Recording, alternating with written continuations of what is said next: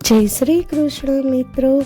શ્રાવણ વદ પાંચમના દિવસે વ્રત કરનારે સવારે નાહી ધોઈને પાણિયારા પર નાગનું ચિત્રામણ દોરી ઘીનો દીવો કરી પૂજન કરવું. બાજરીના લોટની ઠંડા ઘીમાં ચોળેલી કુલેરનું નૈવેદ્ય ધરાવવું. આગલા દિવસના પલાળેલા મઠ, મગ, બાજરી, કાકડી અને અથાણું જમવું. હવે તો કરીએ નાગ પાંચમની વાર્તા. એક ડોસી હતી. ડોસીના ઘરમાં 7 દીકરા અને 7 વહુઓ હતી. નાની વહુને પિયરમાં કોઈ નહીં, એટલે બધા તેને ન બાપી ન પીરી કઈ મેણા દે. ખાવા પીવાનું પૂરું ન આપે અને બધું કામ નાની વહુને માથે. શ્રાદ્ધના દાડા આવ્યા. ઘરમાં ગાયો ભેંસોના દૂધની ખીર રાંધી. ઘરમાં બધા પેટ ભરીને ખાઈ પી ઉઠ્યા. નાની વહુને જમવાય ન બોલાવી. નાની વહુને ચડતા દાડા હતા. તેને ખીર ખાવાનું ઘણું મન થાય, પણ કરે શું? સાસુ બોલી, અલી નપીરી, જોઈ શું રહી છે? વધ્યું ઘટ્યું ખાઈને વાસણ માંજી નાખને. નાની વહુ ઉઠી ખીરના તપેલામાં જોયું તો ઠાલું ઠમ. એની આંખોમાં પાણી આવ્યું. ભૂખ્યા પેટે વાસણનો ખડોકલો લઈને એ નદી ઉપર માંજવા ગઈ. વાસણ માંજતા માંજતા તેની દ્રષ્ટિ ખીરના તપેલામાં ગઈ. તેણે તાવેતો લઈને તપેલામાં ચોટેલા કપોડા ઉખેડીને સાડલાને છેડે બાંધ્યા. એના મનમાં એમ કે નાઈ ધોઈને ખાવ. એટલામાં એક નાગણની દ્રષ્ટિ સાડલામાં બાંધેલા કપોડા ઉપર પડી. એને ચડતા દાડા હતા.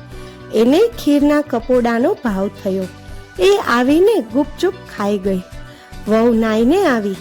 સાડલામાં જોયું તો કપોડા ન મળે. નાગણ આ બધું સંતાઈને જોતી હતી. એના મનમાં થયું કે અવશ્ય મને ગાળો દેશે. પણ વહુ તો બોલી, હશે કોઈ મારા જેવી દુખિયારી, ભલે ખાઈ ગઈ, મારું પેટ ઠરે એવું એનું પેટ ઠરજો. નાની વહુએ ગાળો નહીં, આશીર્વાદ આપ્યા. એ સાંભળી નાગણ પ્રસન્ન થઈ ગઈ. વહુ પાસે આવીને એણે કહ્યું, બહેન, તારા કપોડા હું ખાઈ ગઈ છું. બોલ, તને શું દુઃખ છે? નાની વહુએ બધી વાત કરી. માં, મારા પિયરમાં કોઈ નથી, એટલે બધા મને મેણા મારે છે. પૂરું ખાવાય નથી આપતા. અત્યારે મને સારા દાડા રહ્યા છે. મારો ખોળો ભરાવનાર પણ કોઈ નથી. આટલું કહેતામાં નાની વહુની આંખોમાં જળજળિયા આવ્યા. નાગણને દયા આવી. નાગણ કહેવા લાગી, ના બેટી, તું રડીશ નહીં. આજથી અમને તારા પિયરિયા માનજે. જ્યારે તારો ખોળો ભરવાનો થાય ત્યારે પેલા રાફડા પાસે કંકોત્રી મૂકી જજે. નાની વહુના મનમાં હરખ માતો નથી. એને તો જાણે ધર્મની માં મળી. એ તો રાજી થઈને ઘેર ગઈ. વહુને ખોળો ભરવાનો દિવસ આવ્યો. ઘરમાં બધા વાતો કરવા લાગ્યા. એને તો પિયરમાં સૂકું થળ્યું નથી. એને વળી ખોડાસા. નાની વહુનો જીવ મૂંઝાણો. એણે સાસુને કહ્યું, બાઈજી, મારા પિયરમાં દૂરના સગા છે, કંકોત્રી તો લખી આપો. એક ઘરડી પડોસણ બોલી, કટકો કાગળ લખવામાં શું જાય છે, લખી આપો ને. કંકોત્રી લઈને વહુ પેલા રાફડા પાસે મૂકી આવી. ખોળો ભરવાનો સમય થયો. સાસુએ ટોણો માર્યો, ઝટ કરો ને, ચૂલે આંધણ મેલો. હમણાં વહુના પિયરિયા આવશે, પેટી ભરીને લુગડા લાવશે. એટલામાં તો નાગણ, નાગદેવતા અને નાગકુમારો આવ્યા. પેટી ભરીને હીરના ચીર લાવ્યા, સોનાના ઘરેણા લાવ્યા. જોઈને બધાના મોં સિવાઈ ગયા. ન કોઈ બોલે કે ચાલે. ચૂલે તો સાચો સાચ આંધણ મૂક્યું. નાગદેવતાઓએ કહ્યું, અમારા માટે દૂધ મૂકો, અમે તો દૂધના પીનારા. દૂધના દેગડા ચૂલે ચડ્યા. પાસેના ઓરડામાં દૂધના તપેલા મૂક્યા. નાગદેવતાઓ ચપ ચપ દૂધ પી ગયા. ખોળો ભરાવા માંડ્યો. વહુને તો હીરના ચીર, સોનું, રૂપું, હીરા, માણેક જોઈએ તેટલું આપ્યું. સાસરિયા છોભીલા પડી ગયા. નાગદેવતા બોલ્યા, હવે વળાવો ત્યારે, સુવાવડ પછી 1.25 મહિને મૂકી જઈશું. વહુને વળાવી. નાગ દેવતાઓ વહુને લઈને ચાલવા લાગ્યા. તેમણે કહ્યું, બહેન ગભરાઈશ નહીં, અમારી પાછળ પાછળ ચાલી આવ. બધા એક મોટા ભોંયરામાં ઉતર્યા. ત્યાં જુએ છે તો મોટો રાજમહાલય દીઠો. વહુ તો રાજી રાજી થઈ ગઈ. હિંડોળા ખાટ પર બેસીને ઝૂલવા લાગી. નાગણ બોલી, જો બહેન, આ નાગકુમારોને તારા ભાઈ સમજજે. ખા પી ને આનંદ કર, પણ એક કામ તારે કરવાનું. સવારે, બપોરે અને સાંજે ઘંટડી વગાડજે, એટલે બધા નાગકુમારો દૂધ પીવા ભેગા થશે. એમને નિયમિત દૂધ પાવું એ તારું કામ. દિવસો વીત્યા ને નાની વહુને દેવ જેવો દીકરો અવતર્યો. છોકરો તો દાડે વધે ને રાતે વધે એમ કરતા કરતા મોટો થયો. એક દિવસે નાની વહુ ઉકળતું દૂધ ટાઢું પાડવા મૂકી બહાર ગઈ. છોકરો રમતો રમતો દૂધ પાસે ગયો. ત્યાં તેણે પેલી ઘંટડી જોઈ. છોકરાએ ઘંટડી વગાડી. ત્યાં તો નાગકુમારો દોડતા આવ્યા. નાગકુમારોને જોઈ છોકરો તો બીનો. તેના હાથમાંથી ઘંટડી પડી ગઈ.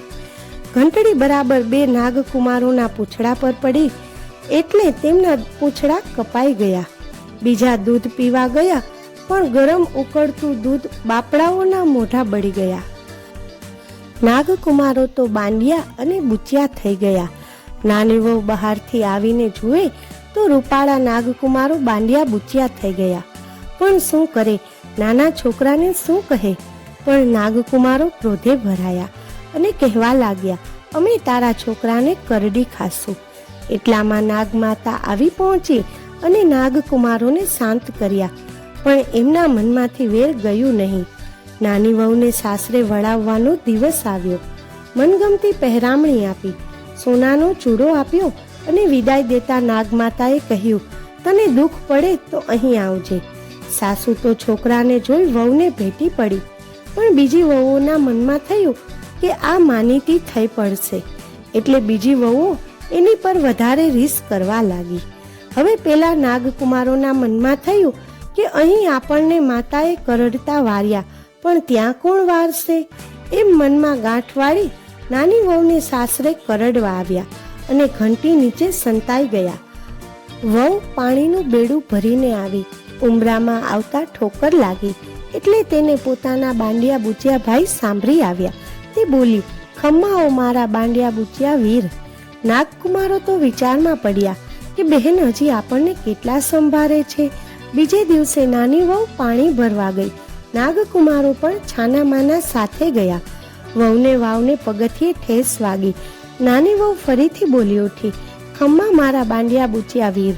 નાગકુમારોએ બહેનનો આટલો બધો પ્રેમ જોઈ કરડવાનો વિચાર માંડી વાળ્યો અને ત્યાંથી ચાલતા થયા. એક દિવસ મોટી વહુની દૂધની તાંબડી છોકરાએ રમતા રમતા ઢોળી નાખી.